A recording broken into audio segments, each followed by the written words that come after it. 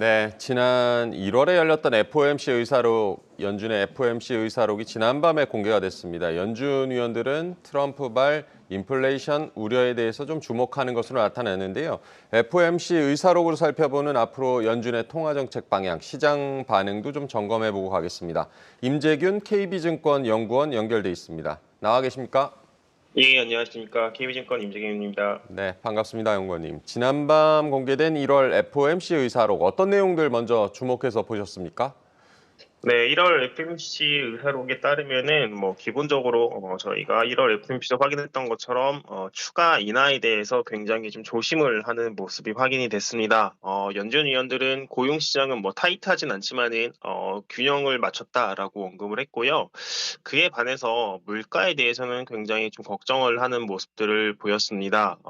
최근 11월과 12월 물가가 진전을 이루긴 했지만은 여전히 이제 물가의 목표인 2%보다 높다라고 언급을 했고, 또 하나 계속 이제 최근 들어서 트럼프 대통령이 언급하고 있는 것처럼 관세 정책에 따른 불확실성을 좀 언급을 했습니다. 시장에서 예상을 하고 있는 게 트럼프의 관세 정책이 부과가 될 경우에 물가가 상승할 수 있는 이런 리스크가 있다라고 언급을 했는데, 연준 내부에서도 그 트럼프의 관세라던가 그리고 이민 정책에 따라서 물가의 상방 압력이 좀 높아질 수 있는 가능성을 언급을 하면서 추가 인하까지는 좀 상당한 기간이 좀 시간을 갖고 확인할 필요가 있다라고 보시면 될 것 같습니다. 사실 여기까지는 대부분 이제 1월 FMC 저희가 확인했던 내용이다라고 보시면 될 것 같은데, 조금 이제 1월 FMC 때까지 확인하지 못했던 새로운 내용은 이제 QT 관련된 내용이 있었습니다. 지금 이제 연준이 QT를 시작을 했고요. 지금 국채는 매월 250억 달러, 그리고 MBS 같은 경우는 350억 달러까지 이렇게 줄이고 있습니다. 총 연준이 600억 달러, 매월 600억 달러씩 자산을 축소를 하면서 유동성을 흡수를 하고 있는데요. 지금 연준이 부채 한도 협상가는 미국 부채 같은 경우는 이제 한도를 두고 더 이상 증가하지 않도록 이렇게 조금 의회에서 조절을 하고 있는데, 지금 이게 양쪽이 상원과 하원에서 아직 협상이 되지 않았습니다. 그래서 미국 정부 부채는 더 이상 증가하기 어려운 상황인데, 이 협상이 타결되기 전까지 QT의 속도를 조절하거나 혹은 일시적이지만 정지할 수 있다라고 조금 언급을 했습니다. 아무래도 QT가 유동성을 흡수하는 수단인데 이게 속도가 조절되거나 혹은 일시적이지만은 정지될 수 있다라는 점에서 좀 유동성 측면에서는 좀 긍정적이다라고 보시면 될 것 같습니다. 네, 연준 추가 금리 인하에 대한 신중론이 의사록에서 확인이 됐다. 최근 연준의 금리 인하 기대감은 좀 후퇴하는 분위기고요. 상반기 금리 인하가 없을 것이다라는 전망도 나오고 있는데 의사록 공개 이후에 시장의 반응 그리고 앞으로 금리 인하 전망은 어떻게 변하고 있습니까? 의사록 발표 전후에도 연준의 금리 전망이 크게 바뀐 건 없습니다. 기존에 이미 1월 고용이라던가 물가 데이터가 굉장히 강하게 나오면서 시장에서는 추가 인하 시점을 6월 혹은 이제 늦을 경우 7월 정도까지 밀린 상황이고요. 의사록 발표 이후에도 시장의 이런 전망치에 대해서는 큰 변화가 없는 상황이다라고 보시면 될 것 같습니다. 저희도 지금 시장이 예상하는 것처럼 연준의 추가 인하 같은 경우는 6월 정도로 생각은 하고는 있고요. 근데 생각보다 트럼프의 관세가 좀 강하게 부과가 돼서 물가의 상방 리스크가 좀 올라간다라고 하면은 연준의 금리 인하 시점은 더 지연될 가능성도 좀 열어놔야 되는 게 아닌가라고 생각은 하고는 있습니다. 의사록 공개 전후로 시장 전망이 큰 변화는 없다라고 짚어주셨고요. 다음 주 이제 한국은행도 금통위 열고 기준금리를 결정을 하는데요. 연준의 금리 인하가 이렇게 지연되는 상황에서 좀 고민이 클 것 같은데 연구원님은 금통위는 어떻게 전망하고 계십니까? 네, 저희는 이제 2월 금통회에서 인하를 예상을 하고 있습니다. 근데 이제 인하는 하겠지만은 조금 그 한국은행의 스탠스, 그러니까는 이제 향후 스탠스에 대해서는 좀 매파적일 것이라고 예상을 하고 있어요.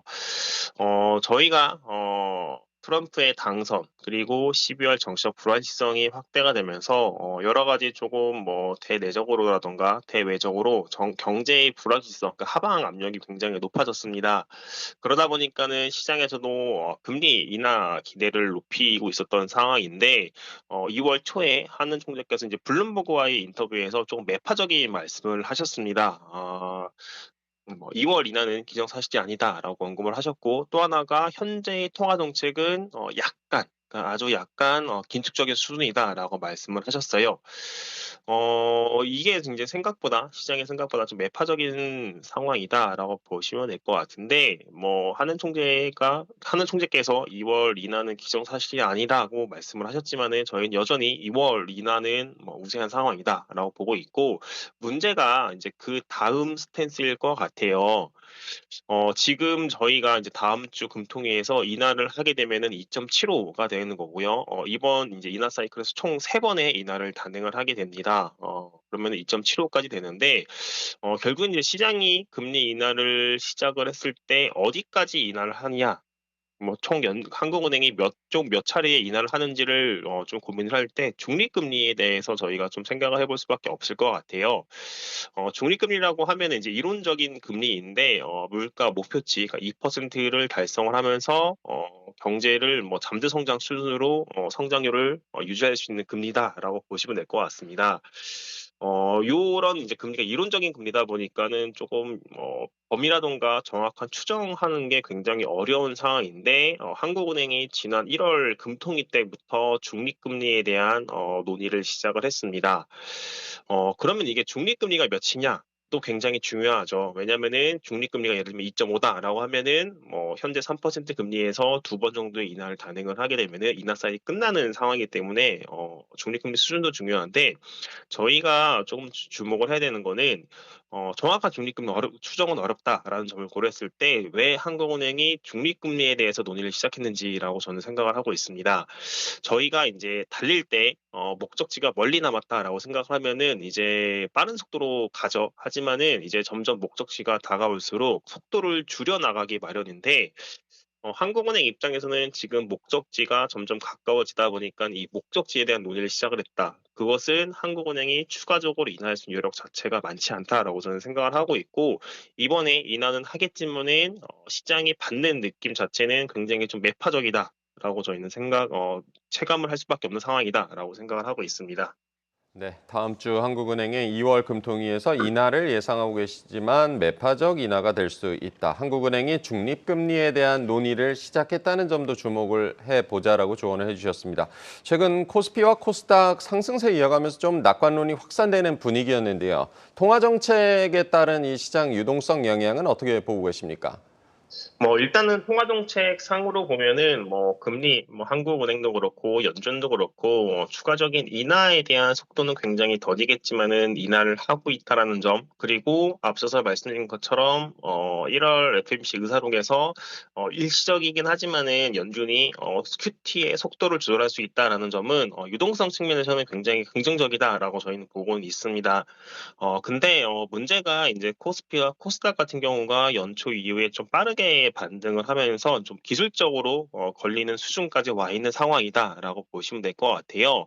그러다 보니까는 오늘 같은 경우도 코스피와 이제 코스닥 쪽에서 이제 차익 실현 매물이 좀 나오면서 좀 부진한 모습들을 보이고 있는데 이 부진한 모습에서 계속해서 좀 상승 모멘텀을 받기 위해서는 이 지금 기술적에서 걸리는 코스피 같은 경우는 2,700선 그리고 코스닥 같은 경우는 현재 수준을 뚫고 올라가야지 조금 더 좀 기술적으로 그 저항선 없이 좀 더 상승 모멘텀을 받지 않을까라고 저희는 생각을 하고는 있습니다.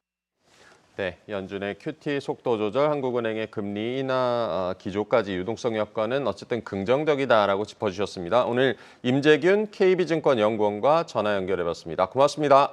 네, 감사합니다.